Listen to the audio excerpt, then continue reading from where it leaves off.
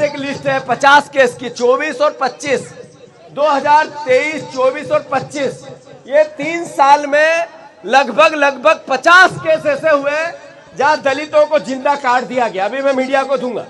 जहां दलित बहनों के साथ बलात्कार हुआ, जहां दलित परिवार की बहनों के साथ गैंग रेप हुआ, जहां दलित परिवार की बहनों को अगवा करके ले गए, जहां हमारी आदिवासी बहनों को अगवा करके ले गए। जो आरक्षित वर्ग है, जो अनुसूचित जाति जनजाति का वर्ग है, वो इस मध्य प्रदेश में अब सुरक्षित नहीं है। ये इस लिस्ट में, और इसके पीछे कौन है? इसके पीछे आप देखो, सीधी में अजीत सिंह पाल चौहान द्वारा ब्लैकमेलिंग की गई और रेप किया गया, बीजेपी का नेता। फिर इसके बाद भोपाल में दीपक ठाकुर द्वारा मारपीट की गई, बंधक बनाया गया, बीजेपी का नेता। फिर सागर में अंकित सिंह द्वारा दलित महिला से यौन शोषण किया गया, बीजेपी का नेता।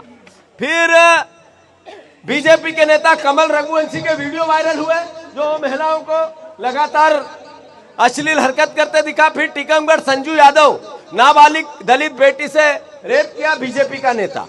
फिर भोपाल में नाबालिगों से दुष्कर्म हुआ, उसके पीछे बीजेपी के नेता एक आया था सामने। फिर जबलपुर में बलात्कार बंधक बना के किया, उसमें बीजेपी के नेता ने लड़की को झांसा देकर, वहां बीजेपी का नेता। फिर ये लिस्ट मीडिया को भी दूंगा मैं। फिर छतरपुर में पंकज प्रजापति की हत्या कर दी, अदलित था, ये बीजेपी का नेता ने की। उज्जैन में मनोज राय द्वारा रेप किया गया, धमकी दी गई, ये बीजेपी का नेता।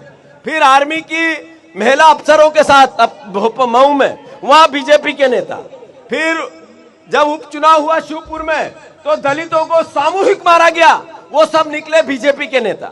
फिर सीहोर में दलित बस्ती पर हमला किया, वहां सब बीजेपी के नेता। फिर मऊगंज में दलित परिवार की हत्या कर दी, सब पीछे बीजेपी के नेता। फिर ग्वालियर में मंडी बोर्ड अधिकारी पर हमला हुआ, वो दलित था, इसलिए बीजेपी का नेता।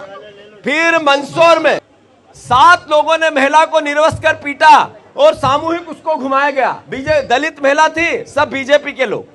फिर भोपाल में 1 करोड़ की लूट हुई। फिर अंकुर जायसवाल पर हमला। फिर अवैध रेत खनन में का, सब बीजेपी के नेता। और जंगल राज होता क्या, अलीराजपुर में नाबालिग बच्ची का अपहरण, आदिवासी थी, पीछे निकले, विवरण भरे बाजार से नाबालिग का अपहरण हो गया। फिर नेमावर में आदिवासी परिवार की हत्या। लगातार ये लिस्ट है जिसमें दलित परिवारों का शोषण हो रहा है। आखिर अमित शाह जी ने वहां से निर्देश दिया और बीजेपी के लोग यहां काम पे लग गए। मैं आदरणीय मोहन यादव जी ये लिस्ट जारी कर रहा हूं, इस पर आपको उत्तर देना पड़ेगा कि आखिर आप हमारे मुख्यमंत्री हो, आप प्रदेश के मुख्यमंत्री हो, आपको प्रदेश को एक साथ व्यवस्थित रखना, सबका सम्मान रखना, कानून की बात रखना आपका दायित्व है।